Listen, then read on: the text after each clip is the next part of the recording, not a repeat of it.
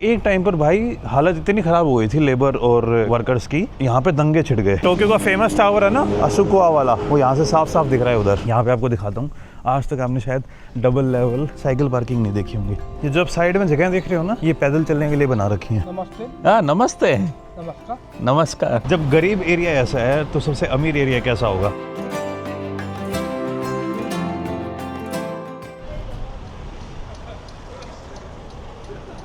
Good morning guys, और स्वागत है आपका एक और नई वीडियो में।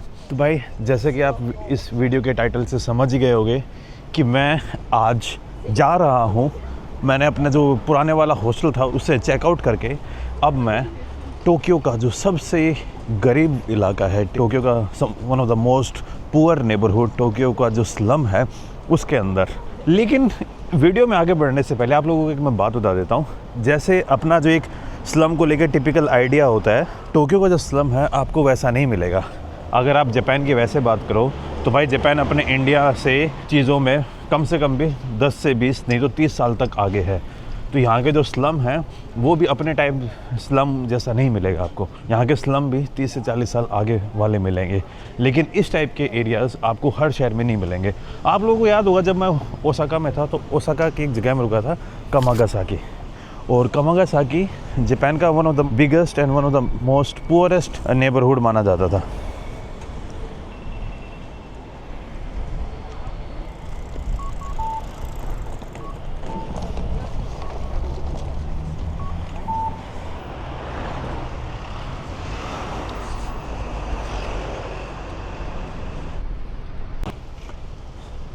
और भाई ठीक उसी तरह टोक्यो का जो एरिया है इसको बोला जाता है सानिया। जिस तरीके से जापानीज़ गवर्नमेंट ने जो कामागासाकी था ओसाका में उसका नाम चेंज कर दिया, सेम तरीके से जो जापानीज़ गवर्नमेंट है टोक्यो का जो ये सानिया एरिया है इसका नाम चेंज कर दिया। 1960s में क्या होता है भाई, एक बार 1960s में जापान खुद को रिबिल्ड करने की फुल ट्राई कर रहा था, फुल कोशिश कर रहा था और उसमें कामयाब भी हो रहा था। टोक्यो पावर हाउस बनना था जापानीज़ इकोनॉमी का। तो टोक्यो में ये जो एरिया है वर्कर्स के लिए बनाया गया था, जो डेली वेज वर्कर्स होते हैं उनके रहने के लिए जगह।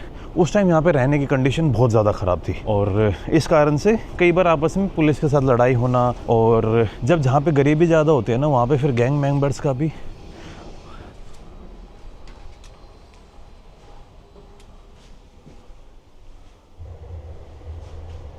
मैं सोच रहा था इस होटल के अंदर चेक इन कर लूँगा।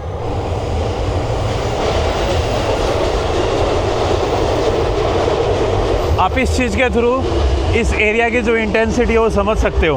हाँ तो भाई फिर 1960s में यहाँ पे जो याकुज़ा है, जापान की गैंग होती है उनको याकुज़ा बोलते हैं, तो याकुज़ा का कंट्रोल यहाँ पे आ गया। और फिर एक टाइम पर भाई हालत इतनी ख़राब हो गई थी लेबर और वर्कर्स की, यहाँ पे दंगे छिड़ गए। 3-4 सालों तक दंगे छिड़े रहे। पुलिस वालों ने एक वर्कर को पकड़ा था और उसकी कस्टडी में डेथ हो गई। और फिर भाई जो दंगे बढ़ गए यहाँ पे, वो कंट्रोल लाने में काफ़ी टाइम लग गया। और कहीं की भी गवर्नमेंट हो, ये वाला सीन अपने इंडिया में भी देखा होगा कि कुछ नहीं होता तो जगहों के नाम चेंज कर दो। तो जापानीज़ गवर्नमेंट ने भी सेम हथकंडा अपनाया और टोक्यो के अंदर ये जो सानिया जगह थी इस जगह का नाम ही चेंज कर दिया। और जब जगह का नाम चेंज करके साथ साथ इस जगह को 2 डिस्ट्रिक्ट्स में और बांट दिया। लोग अभी भी जानते हैं इस एरिया का नाम सानिया, लेकिन जब आप गूगल या फिर बाकी जगह सर्च करोगे ना तो आपको नहीं मिलेगा, क्योंकि यहाँ की जो हिस्ट्री है वो गवर्नमेंट पूरे तरीके से इरेज करना चाहती है।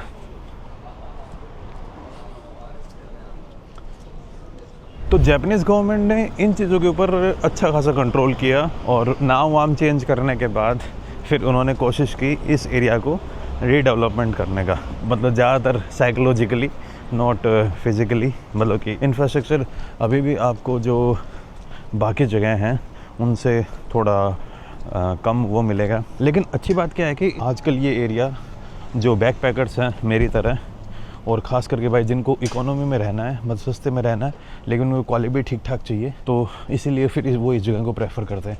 और same like other places in Japan, जैसा कि आपने ओसाका में कामागासाकी में देखा था, सेम लाइक यहाँ पे भी आपको ज़्यादातर जो पॉपुलेशन मिलेगी ना वो एल्डरली लोगों की है। भाई बूढ़े लोग आपको यहाँ पे बहुत ज़्यादा मिलेंगे और अल्कोहलिज़म का जो इन्फ्लुएंस है वो अच्छा खासा है यहाँ पर।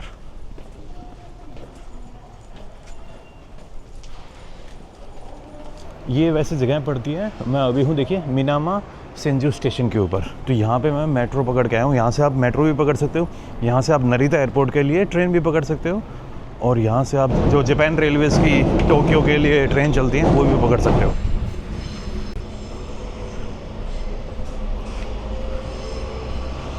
तो इस एरिया में है ना आपको काफ़ी टूरिस्ट रहते हुए मिल जाएंगे, क्योंकि यहाँ पे अकोमोडेशन सस्ती है, लेकिन कुछ तो एकदम एक्सट्रीम में ही चली जाती है। इधर देख रहे हो भाई जिमनी वो क्या बना रखा है। हाय हाय रूम ルームの फिनिश フィニッシュ満室フルどういう状況なのかわかりませんね、ごめんなさいね。ओके अरिगातो गोजाइमासु। So one night this one night One night, yeah. Okay भाई इनके पास रूम मिल रहे थे 2200 में, 2200 येन विच इज़ अराउंड 1200 रुपये। लेकिन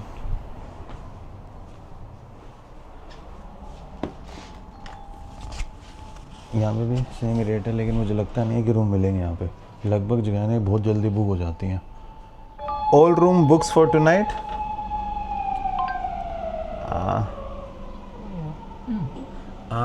अरिगातो गोजाइमासु।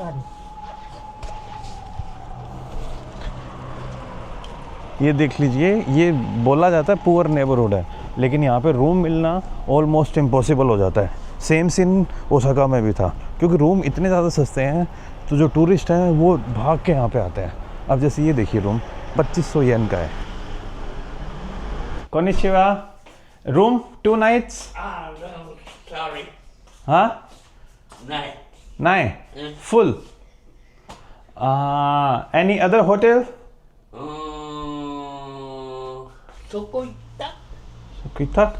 うん。 हाँ ホテル。 गुड ओके うん。 ओके 多分。 अरिगातो गोजाइमासु। आप ये देख लीजिए टोक्यो का सबसे पुअर नेबरहुड है, और मुझे ये बाकी टोक्यो से साफ लग रहा है।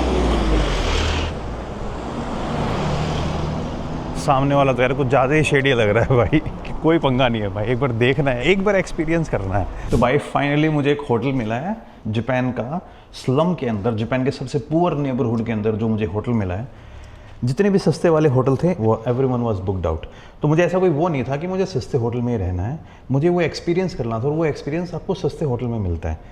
लेकिन कोई बात नहीं, तो भाई फिर अब मेरे पास कोई ऑप्शन बचती नहीं थी।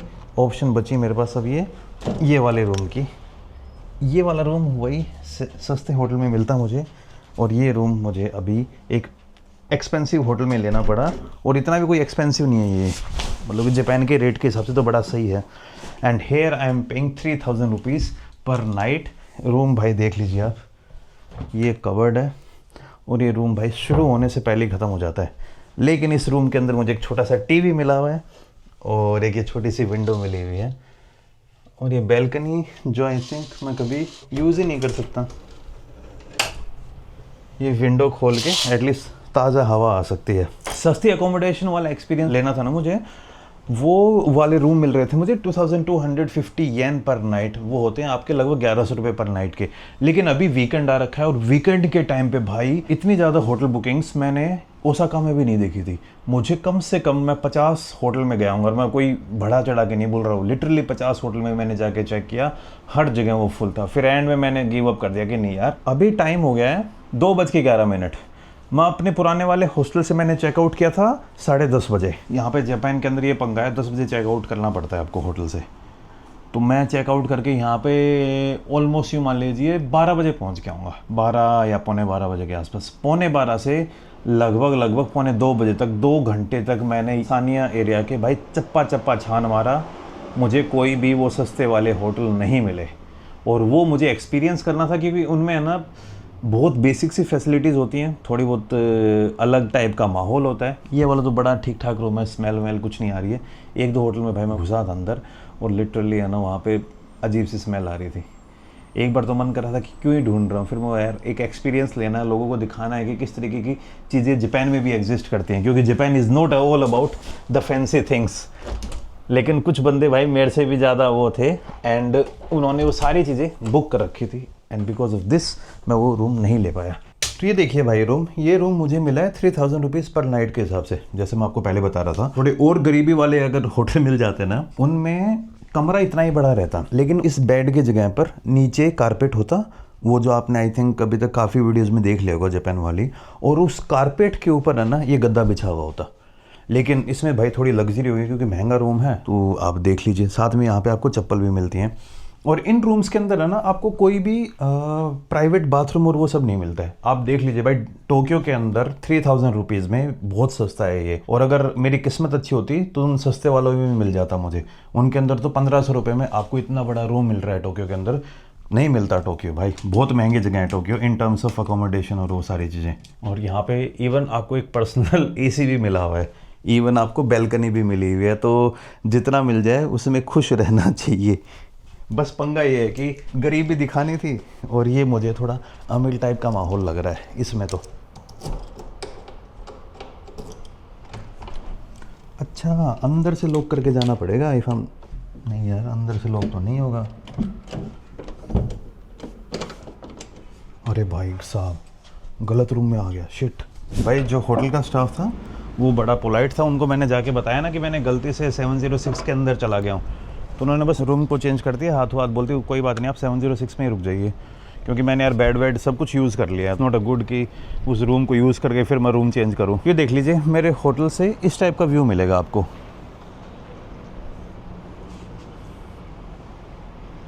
और अभी वापस से बारिश वाला माहौल हो गया है। इस होटल में भी मैं गया था, होटल हिकारी। लगभग यहाँ पे जो रूम्स है ना सब इसी टाइप के रूम मिलेंगे आपको। और ये वाला कंसेप्ट आपको खास करके जापान में ही दिखेगा।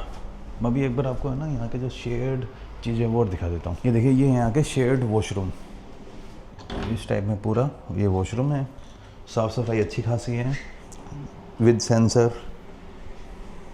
और यहाँ पे भाई बाथ टब भी है आपको, अगर आपको बाथ टब में थोड़ी लग्जरी वाली करनी है। और जो कैप्सूल हॉस्टल होते हैं ना उनके अंदर आपको प्राइवेट स्पेस उतनी अच्छी नहीं मिलती, लेकिन कैप्सूल होटल के अंदर आपको बाकी लग्जरी ठीक ठाक मिल जाती हैं।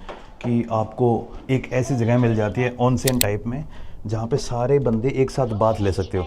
ये जापान का एक ट्रेडिशन है कि सारे बंदे नंगे हो रखे हैं, एकदम चड्डी भी नहीं पहनी, और आप पब्लिक बाथ टाइप में सब वहाँ पे बैठे हुए होते हैं, और सोना टाइप होता है एंड हॉट वाटर होता है। ये सारी चीज़ें एक बार तो एक्सपीरियंस के लिए बनता है, करना चाहिए, लेकिन मेरे को थोड़ा वियर्ड लग रहा है। एक बार मैंने रशिया में किया हुआ है, रशियन बानिया बोलते हैं उसको। अरिगातो गोजाइमासु, सी यू।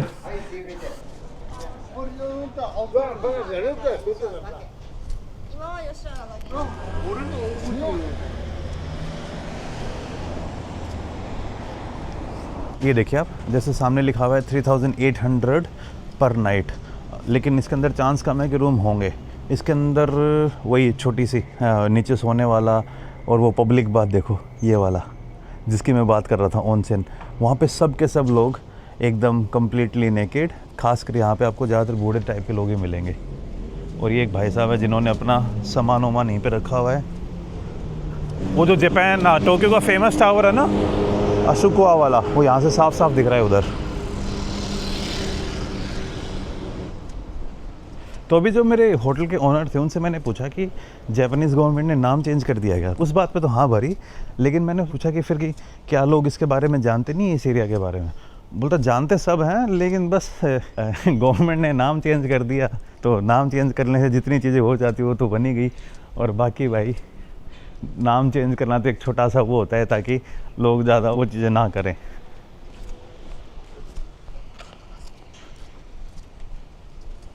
यहाँ पे आपको दिखाता हूँ, आज तक आपने शायद डबल लेवल साइकिल पार्किंग नहीं देखी होंगी। यहाँ पे भी लगभग लोगों के पास गाड़ी नहीं मिलेंगी आपको, और ख़ास करके टोक्यो के अंदर तो गाड़ी के ऊपर वैसे ही बड़े पंगे हैं।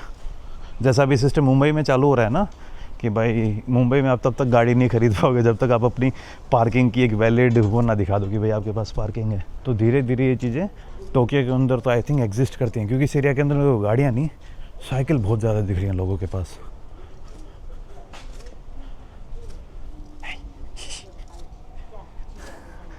कोनिचिवा। भाई सामने जो आपको दिख रहा है, सामने ये एक पेड पार्किंग है और मल्टी लेवल पार्किंग। ये आई थिंक ऐसे घूमती रहती होगी।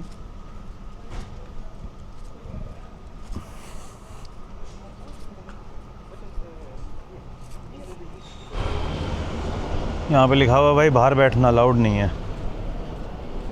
ये जो आप साइड में जगह देख रहे हो ना, ये पैदल चलने के लिए बना रखी हैं। ये सब पार्किंग। यहाँ पे एक श्राइन है जो अपने आपको ज़्यादातर जो मंदिर मिलेंगे ना जापान के अंदर, वो इसी टाइप के होते हैं। आई थिंक आप काफ़ी वीडियोज़ में देख चुके होंगे पहले।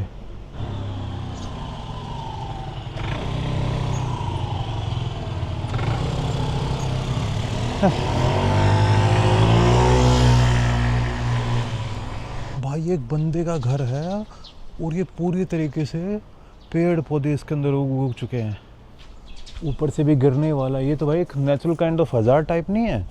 जो साथ वाले घर होंगे इनको भी चिंता रहती होगी भाई ये घर किसी दिन गिर गया तो। आउट ऑफ नोवेयर कहीं पे भी आपको इतने पेड़ पौधे नहीं मिलेंगे, लेकिन यहाँ पे पूरे घर पे पौधे पौधे सब कुछ उगा हुआ है।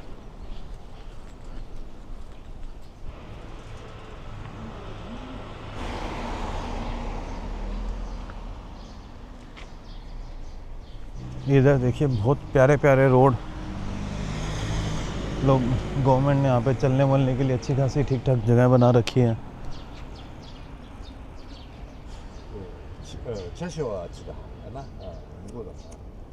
ये यहाँ पे कुछ बूढ़े अंकल एक कोई जापानीज गेम खेल रहे हैं। नाम है खोई।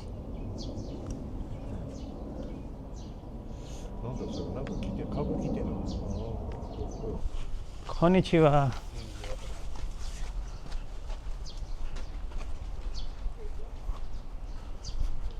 और अभी तक जो मैं सोच रहा था, जो एक इमेज बनी हुई थी उस टाइप की जगह नहीं दिखी है। कागोशिमा जो उधर ओसाका में था ना, वहाँ तो फिर भी गरीबी की एक टिपिकल इमेज होती है वो दिख रही थी, पर यहाँ पे मेरी साइड में वो जगह नहीं आई है।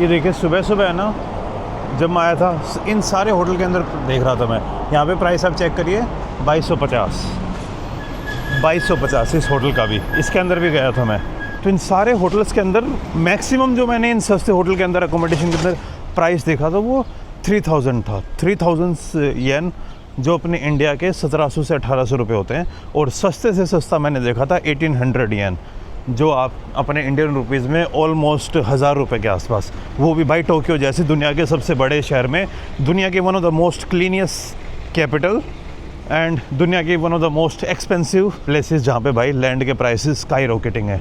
वहाँ पे आपको इस प्राइस के अंदर अकोमोडेशन मिल जाएगी। तो आप इस एरिया की जो इन्फ्लुएंस है अलग तरीके से वो सोच ही सकते हो। अब देखिए आप इनमें जो 80% पॉपुलेशन आपको दिख रही होगी वो अबव 60-70 होंगे।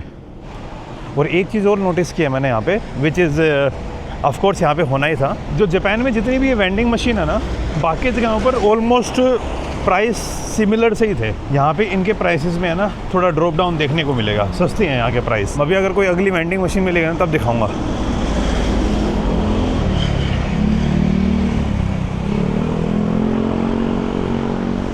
पर आप एक बात देखिए, इतने पुअर नेबरहुड में, इतने इस टाइप वाली जगह में भी, और ख़ास करके गलियों में जो यहाँ पे रोड दिखेंगे आपको, वो काबिल तारीफ़ है। ये देखिए नॉर्मली ये चीज़ है ना 150 के आसपास मिलती हैं, ये 150 के आसपास, ये 170 के आसपास, लेकिन यहाँ पे 120 में मिल रही है, कोक यहाँ पे 130 में मिल रही है। तो एज़ कम्पेयर टू बाकी जापान, यहाँ पे जो ये हैं वो सस्ती हैं।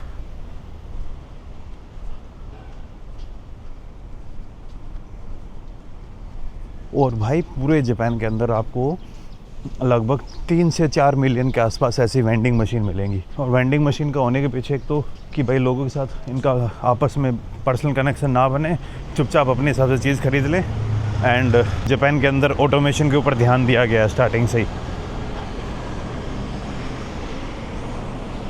ये जितने भी आपको बाहर बोर्ड बने हुए हैं ना, 90% इनमें से सारी के सारी सस्ती अकोमोडेशन है। अभी तक मैंने वीडियो के ऊपर जो दिखाया सबसे सस्ता रूम 2250 येन, और वो रूम जैसा मेरा रूम था ना वैसा ही रूम होगा, लेकिन उससे साफ़ सफाई थोड़ी कम मिल जाएगी, और मुझे जो बेड मिला हुआ है उन रूम्स के अंदर आपको बेड नहीं मिलेगा। ये देखिए उस टाइप की गलियाँ।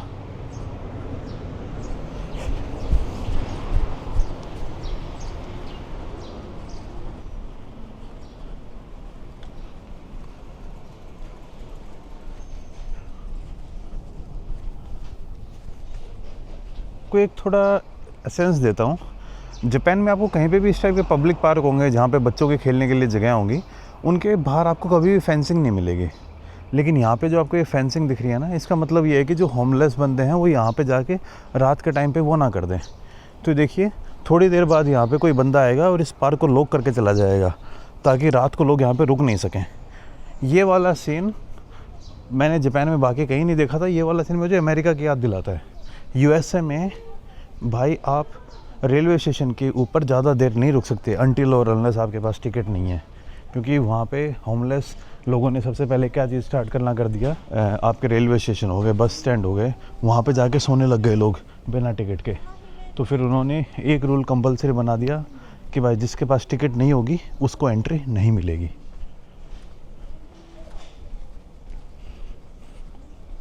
और अगर आप सेफ्टी की बात करोगे, आज से अगर आप 30 से 40 साल पहले आते, 15 से 20 साल पहले भी आते, तो आपको सेफ्टी का एक बड़ा कंसर्न था इस एरिया के अंदर, लेकिन अब वो बिल्कुल भी नहीं है।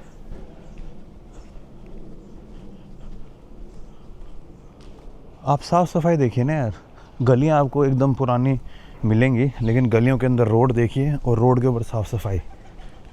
और ये जापान का वन ऑफ द मोस्ट गंदा एरिया माना जाता है। रोड किनारे आपको कभी कभार ऐसे कचरा देखने को मिल जाएगा।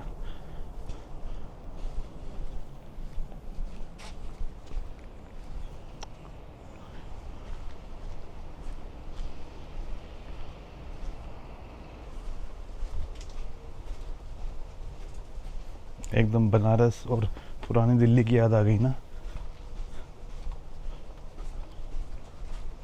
कोनिचिवा। Yeah.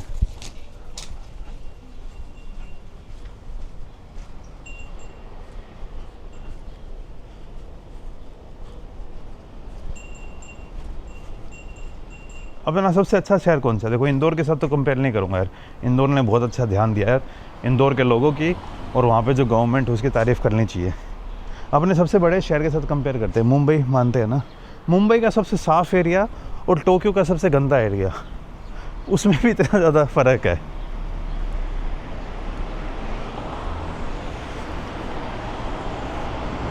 मुझे अगर आप जैसे न्यूयॉर्क जैसे शहर से कंपेयर करोगे, डेवलप्ड नेशन में भाई अमेरिका ही सबका बाप माना जाता है कि भाई वो दुनिया में सबसे आगे हैं, ब्ला ब्ला, हर कोई अमेरिका जाना चाहता है। लेकिन अमेरिका में आपको साफ़ सफाई देखने को नहीं मिलती है, बिल्कुल बहुत कम। जो गांव टाइप एरिया होंगे ना उनमें फिर भी ठीक है, लेकिन साफ़ सफाई के मामले में डेवलप्ड वर्ल्ड में सबसे कम साफ़ मुझे अमेरिका ही लगा। एक तो मैं इतना गया भी नहीं हूँ, लेकिन अब धीरे धीरे जाना स्टार्ट किया तो जो मेरी रियलाइजेशन है वो यही आ रही है कि वही ऐसा एरिया है।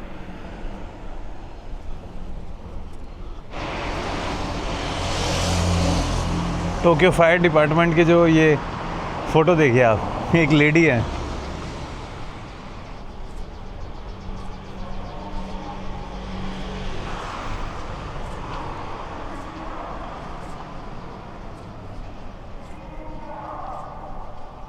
कुछ अनाउंसमेंट चल रही है।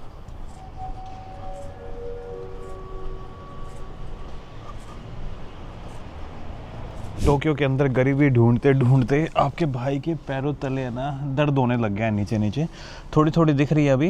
अभी है ना जस्ट 2 मिनट पहले पुलिस वाले यहाँ पे चल रहे थे, मेरे पास नहीं आए, और भाई वो पुलिस वाले साइकिल के ऊपर चल रहे थे। भाई इससे पहले मैंने ओसाका में देखा था 2 पुलिस वाले, जब मैं ओसाका में कामागासाकी में भी गवर्नमेंट ने नाम चेंज कर दिया था, और यहाँ पे भी जो जापान की गवर्नमेंट है उसने इस एरिया का नाम चेंज कर दिया। और सबसे सस्ती वेंडिंग मशीन नहीं भाई, 100 रुपये से नीचे तो इनकी प्राइस नहीं आ रही है। वैसे ये वाला जो एरिया, ये पार्क है, इसके अंदर आपको जो अपने होमलेस बंदे हैं उनका इन्फ्लुएंस ठीक ठाक मिल जाएगा। लेकिन फिर भी ये वाला जो इससे सस्ता नहीं देखा मैंने अभी तक। 100 तक आ गया ये, देख लीजिए आप। 100, 120, 150 रुपये की सबसे महंगी चीज़ है इस लिस्ट में। बाकी जिनके ऊपर हॉट लिखा हुआ है वो गर्म, बाकी सब ठंडी मिलेगी, नॉर्मल टेम्परेचर भी नहीं। Konnichiwa, hello. あなたはどこの国の人ですか？ जापानी no English. いやいや You speak English? Where do you come from? Hindu, インドさん。 India. インディア。 Yes. ヒンディ？ Hindi, yes. You speak Hindi? No, no, no, no. You live here? 江東。 Kyoto. 江東。 Koto. Where is Koto? 大島。 In Japan? インジャパン。 In Japan. ヒンディ。 Hindi, yes. Tourist. Tourist. Yes. Yes. Hi. Can you speak Japanese? No, konnichiwa, sayonara, arigato gozaimasu, karimasta. Little. Namaste. Ah, namaste. Namaskar. Namaskar. You been to India? No, no, no, no. Ah. I was working Indian restaurant. Ah, you are working. How old are you 60 years old now? now. 60. 60. Ah. Now working where? No, not working. Not working. So how money come? Not money. Not money. But Do you want to drink coffee? many drinking. Drinking Asahi? Many drinking. You want to drink coffee? Yeah, no. From my side. どうぞどうぞ。 You know? No. Where you sleep? Just wait. You believe in your religion Hindi? Hindu. Hindu. Yes. North India? Huh? North India? North India. Oh. Yeah. But now I don't live in North India. I live in India, but close to Burma. Near Burma. Burma or Bangladesh. You know Bangladesh? So it's nearby them. Tibet, Burma, Bangladesh, and here I live. Name Guwahati. South India. No, Northeast India. The most beautiful place of India. South India. Bangla. No, South India different language. South India has 5 language. Bengal. No. Bangalore, South India, they speak Kannada. And Chennai, they speak Tamil. Kochi, they speak Malayalam. Hyderabad, they speak Telugu. And Udupi, they speak Tulu. Yes. I wish you a peaceful day. Thank you. You too. Bye. じゃあね。 Jane. ありがとうね。 Arigatou gozaimasu. तो भाई सानिया जो area है ना, ये पीछे वाला जितना भी बड़ा एरिया दिख रहा है आपको, बड़ा सा टावर दिख रहा है, ये सब दिस इज़ सानिया, जिसका नेम चेंज करके अलग अलग डिस्ट्रिक्ट्स के अंदर डिवाइड कर दिया गया है। और सानिया के जस्ट पीछे से ये नदी बहती है। नदी का पानी मैं एकदम एक्सट्रीमली साफ़ तो नहीं बोलूँगा, थोड़ा काला काला पानी दिख रहा है, लेकिन नदी के पानी से स्मेल नहीं आ रही है। और कहीं पे भी वो जो झाग फॉर्म होते हैं ना, वो नहीं दिख रहे। और ये जो आपको ब्रिज दिख रहा है, ये आई थिंक काफ़ी पुराना ब्रिज है, जैसे अपने हावड़ा ब्रिज नहीं है जो पुराने टाइम में जिस टाइप के ब्रिज बनते थे, वैसा ब्रिज है। इसके ऊपर ईयर तो नहीं लिखा हुआ, ये जो ईयर लिखा हुआ है मुझे लगता नहीं है कि वो सही ईयर होगा, वो पेंटिंग वेंटिंग की होगी वापस से। लेकिन जो ब्रिज का स्टाइल है और जो ब्रिज के लोहे का स्ट्रक्चर दिख रहा है आपको, ये सब पुरानी इंजीनियरिंग का ही कमाल था। और इधर अपने यहाँ पे रनिंग वनिंग के लिए जगह बना रखी है। इधर ये दो बड़े बड़े से गैस के कंटेनर हैं जिनके अंदर गैस स्टोर कर रखी है। एक बार आपको इस रिवर फ्रंट का नाम बताता हूँ ताकि आपको थोड़ा सा अंदाज़ा हो जाए। इस रिवर का नाम है भाई सुमिदा रिवर, और इस ब्रिज का नाम है शिरा हाइक ब्रिज। 1930 में बना था ये ब्रिज, देखिए आप।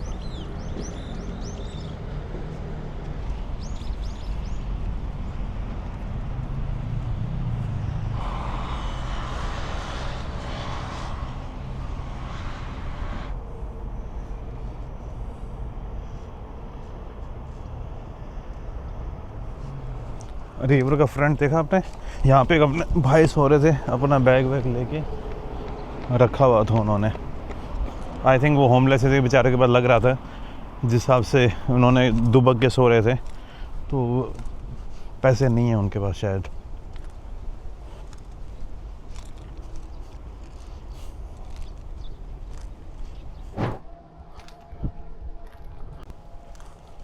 भाई मैं छोटी से छोटी और बड़ी से बड़ी गली के अंदर भी चला गया, लेकिन जिस चीज़ को मैं ढूंढने की कोशिश कर रहा था नहीं ढूंढ पाया।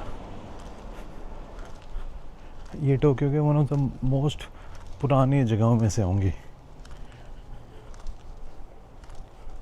जिस हिसाब से बाकी टोक्यो में आप घर देखोगे और यहाँ पे जो घर देख रहे हो आपको अंदाज़ा हो गया होगा, लेकिन फिर भी जितना बड़ा शहर है, जितनी बड़ी चीज़ें हैं, जो चीज़ें होनी चाहिए थी और जो मैंने अभी तक बाकी दुनिया में देखा है, यहाँ पे वो चीज़ें बहुत कम देखने को मिल रही हैं। तो मैं ये नहीं कह रहा हूँ कि यहाँ पे पॉवर्टी नहीं है और यहाँ पे गरीबी नहीं है, लेकिन यहाँ की गरीबी भाई सच में मुझे दिख नहीं रही है और मुझे ढूंढते मैंने काफ़ी देर हो गई है। मैं अगर आपको बताऊँ टोटल, ये देखिए अभी होटल से निकलने के बाद मैं 5.5 किलोमीटर चल चुका हूँ। 87 मिनट्स हो चुके हैं मुझे चलते हुए। हाँ, बीच बीच में रुका भी हूँ, कहीं पे रुक गया, कहीं पे बैठ गया, लेकिन वो चीज़ नहीं दिख रही है मुझे।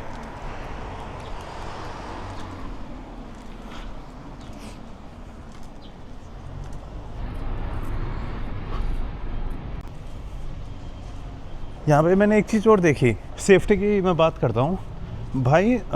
थर्ड फोर्थ क्लास के इतने टिंगे टिंगे बच्चे अपने आप रोड क्रॉस कर लेते हैं, अपने आप स्कूल चले जाते हैं, वापस आ जाते हैं, ट्यूशन चले जाते हैं रात के टाइम पे। अभी तो देखना, अभी अंधेरा हुआ नहीं है, लेकिन रात को भी मैं जो टोक्यो का सबसे ख़तरनाक एरिया माना जाता है उसके अंदर मैं घूमने वाला हूँ, जहाँ पर एक टाइम पे भाई यहाँ के गैंगस्टर और उनका कंट्रोल था।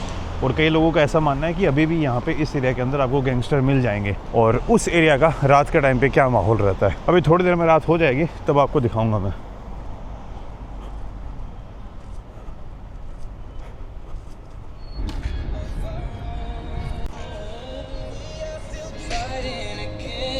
भाई सच्ची बताऊंगा, आज मैं जापान के अंदर और टोक्यो के अंदर गरीबी ढूंढने निकला था। गरीबी के अलावा मुझे हर चीज़ दिख रही है सच में। वो थोड़े बहुत एक दो भाई साहब मिले थे जिनसे मेरे बात भी हुई थी, वो एक थोड़ा सा एक इंटरेक्शन भी हुआ था, लेकिन भाई वो बस मेयर जो एक इमेज मैं लेके आया था और जो इमेज मैंने यहाँ पे देखी, मैं सोच के आया था पता नहीं क्या ही मिलेगा हर जगह वो तिरपाल के। क्योंकि जैसे डेवलप्ड नेशंस में आप लोगों को मेरी वो वीडियो याद होगी, LA वाली या फिर वो फिलाडेल्फिया वाली, स्किड रो में और कैसेंगिन एवेन्यू, वहाँ पे जो मैंने मंज़र देखा और यहाँ पे जो मंज़र देख रहा हूँ ना भाई, यहाँ पे कुछ मंज़र ही नहीं है। इक्के दुक्के लोग मिल जाएंगे आपको और बाकी हर जगह भाई पीस ही पीस है। सेफ्टी का पंगा रात के टाइम पे सबसे ज़्यादा होता है। तो रात को लगभग 10 बजे के आसपास मैं इस वीडियो को ख़त्म करूँगा। अभी मैं बस खाना खाऊँगा एक जगह पे जाके, अगर अच्छा खाना मिल गया तो ज़रूर आप लोगों को भी दिखाऊँगा। तो रात को 10 से 11 बजे के आसपास हमें लगता है कि उस टाइम पे सेफ्टी थोड़ी कम होगी। उस टाइम मैं 2-3 मिनट की वीडियो और बनाऊँगा और उसी टाइम इस वीडियो को ख़त्म करूँगा कि भाई सेफ्टी और सिक्योरिटी वाला क्या सीन है। मुझे भी नहीं पता है क्या, सच्ची बता रहा हूँ मैं। इससे पहले मैं इस एरिया में रहा नहीं था और टोक्यो में सबसे गंदा एरिया इसी एरिया को माना जाता है, वो भी देख लेंगे अपन। उसके थ्रू फिर आप सेफ्टी एंड सिक्योरिटी को भी समझ पाओगे। बाकी भाई यहाँ पे एक रेस्टोरेंट है और ठीक ठाक लग रहा है, जैपनीज़ खाना मिल रहा है यहाँ पे, तो अभी खाना खा ही लेते हैं यार। सुबह से इधर से उधर घूम रहा हूँ, ये अच्छा लग रहा है। ये चिकन भी है और इसके अंदर सब्ज़ी वब्जी भी मिल रही हैं। खाना महंगा नहीं है जापान के अंदर। फ़ोटो खींच लेता हूँ, जो अच्छा लगेगा ना वो उनको बता दूँगा मैं। अरे क्या तो बताए बस, जापान में आने से पहले मेरे को एक कन्फ्यूजन था। मुझे लगा था कि जापान के अंदर भी जो गर्म पानी का या फिर गर्म चीज़ों का एक चलन होगा, लेकिन यहाँ पे ऐसा नहीं है। यहाँ पे ना ज़्यादातर लोग ठंडा पानी पीना पसंद करते हैं, तो ठंडा पीते हैं लेकिन उबला हुआ खाते हैं। तो ये देखिए मुझे ठंडा पानी मिल गया है। Yes I need rice. हाँ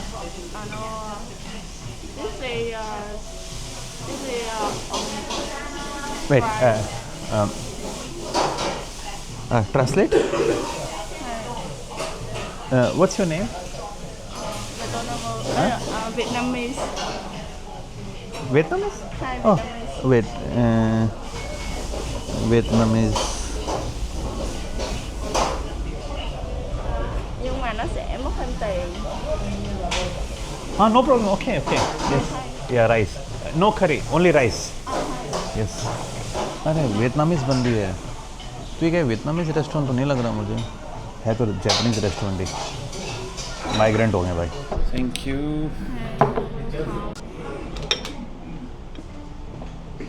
ये देखिए भाई, ये मेरा वो पोर्क वाली सब्ज़ी with a lot of things, और ये साथ में चावल।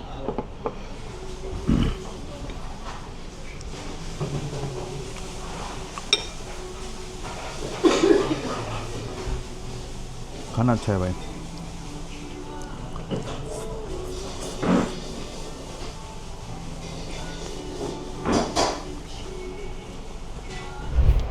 तो भाई टाइम देखिए, शाम के 7:02 हो चुके हैं और लगातार अभी मुझे, जब मैं इधर से निकला था होटल से वापस,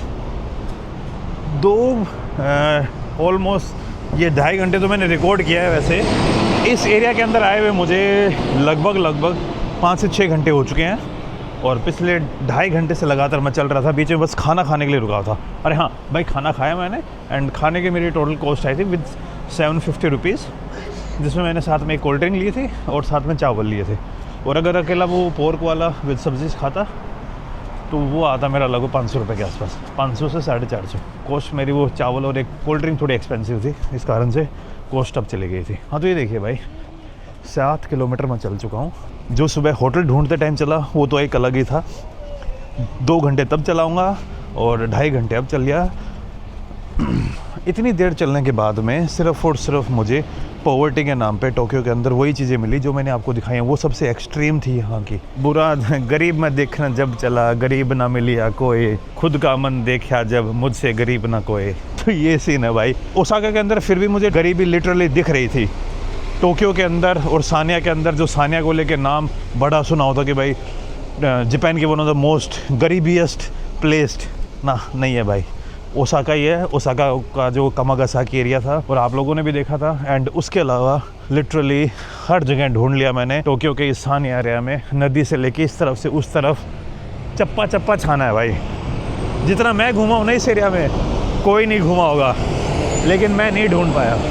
वो भाई साहब ज़रूर मिले थे जिन्होंने थोड़ा बहुत रेफरेंस लिया कि ये जापान का सबसे गरीब एरिया है। जब गरीब एरिया ऐसा है तो सबसे अमीर एरिया कैसा होगा? तो वो वाली जस्टिफिकेशन, मतलब कि उसके ऊपर मैं एक स्पेशल वीडियो नहीं बनाऊंगा कि going to the richest neighbourhood, लेकिन मैं एक बार उस एरिया में जाके आऊँगा ताकि आप उस एरिया को भी देखो कि भाई जो डिफरेंस है ना वो उतना ज़्यादा नहीं मिलेगा। और मैं अब श्योर हूँ डिफरेंस ये हो जाएगा कि वहाँ पे बिल्डिंग्स ऊँची हो जाएंगी, लेकिन साफ़ सफाई ऑलमोस्ट भाई ऐसे ही मिलने वाली है। और सच्ची बताऊँ तो मुझे यहाँ के साफ़ सफाई से बिल्कुल भी शिकायत नहीं है, मुझे तो सही ही लग रहा है। और अभी वापस से होटल में जा रहा हूँ, थोड़ी रेस्ट करूँगा क्योंकि आज बहुत चल लिया, और फिर लगभग रात को 9-10 या मिडनाइट के टाइम पे एक गेड़ी लगा के आएंगे। तब आपको रात का माहौल और दिखाऊंगा कि भाई टोक्यो के सबसे गरीब और सबसे अनसेफ एरिया में किस टाइप का माहौल रहता है।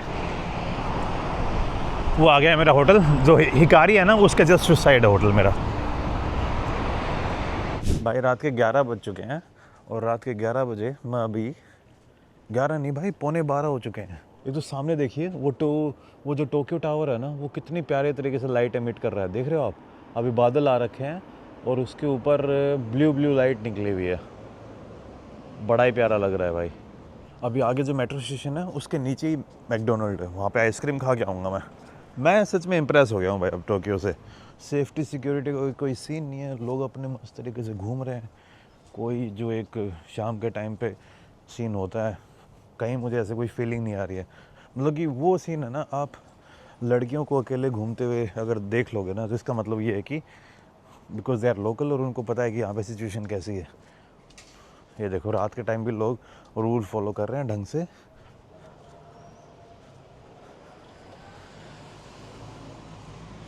यार ये बात बड़ी खुश कर रही है मुझे। बियर की स्मेल आई थोड़ी बहुत। और अभी देखिए क्लीनिंग का प्रोसेस चल रहा है यहाँ पे। तो क्लीनिंग के प्रोसेस के लिए भी स्पेशली आई थिंक पुलिस है या फिर क्लीनिंग के लिए कुछ अलग है, पर क्लीनिंग वाले ट्रक काम करने लग गए हैं अभी सब साफ सफाई में। ये देखिए भाई, एक टिपिकल रेलवे ट्रैक्स, दबा के रेलवे ट्रैक्स हैं यहाँ पे। रेलवे ट्रैक्स के पास कचरे होने के बहुत ज़्यादा चांसेस होते हैं, आप कहीं पे भी चले जाइए, और अपनी साइड तो बहुत ज़्यादा नॉर्मल है ये चीज़ें। यहाँ पे आप देखिए, हाँ थोड़ा सा गंदा है कि वो जो इसके ऊपर पेंट था वो उतर गया, लेकिन कहीं पे भी छोटा सा भी कचरा दिख रहा है क्या? और कहीं पे कुछ भी। ये इधर है थोड़ा बहुत। नॉर्मली है ना, वेंडिंग मशीन के पास आपको डस्टबिन हर जगह नहीं मिलते हैं, लेकिन इस एरिया में थोड़ी प्रॉब्लम्स हैं, तो उस कारण से यहाँ के जो लोग हैं और यहाँ के जो म्यूनिसिपल कॉरपोरेशन, आई थिंक उन्होंने अलग से रख दिए हैं। यहाँ पे नीचे नॉर्मल JR वाले ट्रैक, ये यहाँ की मेट्रो, और उससे अगर आप थोड़े आगे की तरफ चले जाओगे तो फिर एक JR लाइन।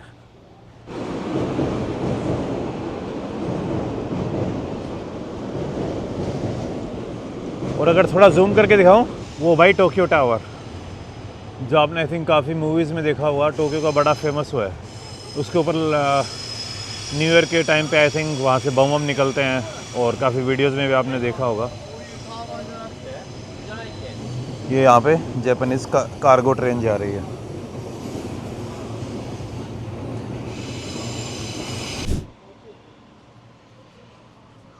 तो भाई आइसक्रीम सेशन था, वो भी ख़त्म हो गया, और अब जा रहा हूँ वापस से अपने होटल के अंदर। एक भाई साहब दिख तो रहे हैं, ये थोड़े पी भी रखी इन्होंने, लेकिन कायदे में तो लग भी गई इन बेचारों के, तो गिर गए थे भाई शायद वो, और हाथ में अभी भी बोतल ही पकड़ी हुई थी। तो ये अल्कोहलिज्म है ना यहाँ पे, ये वाली एक प्रॉब्लम है।